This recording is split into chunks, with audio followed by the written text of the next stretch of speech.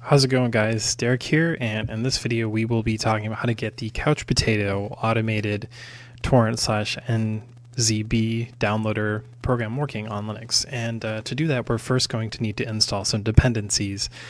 And because there are so many different Linux distributions, I would prefer you just check my article in the description to learn what dependencies you need to install.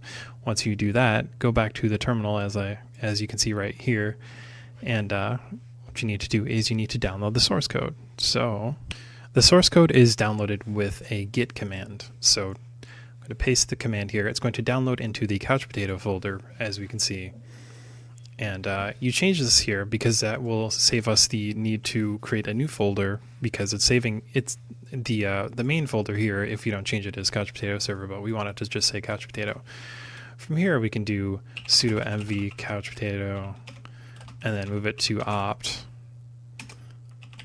Enter the password, then we can cd into opt ls. We can see this is here, and from here all I need to do is just do /couchpotato, and it should open up in a browser window for me.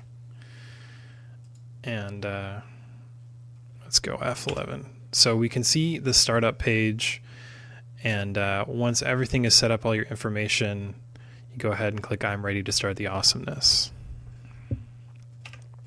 So if you want to close the CouchPotato application, you can just press Control-C, and that should stop it. Now, if you want to rerun it, like I said, it's just this command here. It should instantly start a browser tab, and the first time you start it, you're going to need to go through and configure everything. So just keep that in mind. And anytime you want to run this application, it's literally just cd into the opt folder, and then just run the script. If you're good at bash scripting, you can write a service that can do this automatically, but honestly, you really should only run it when you need it, and that's how you do it here. Anyways, guys, if you need more information on this application and how everything works, please check my link in the description, but that is how you install CouchPotato on Linux. I hope you enjoyed this video, and I will see you in the next one.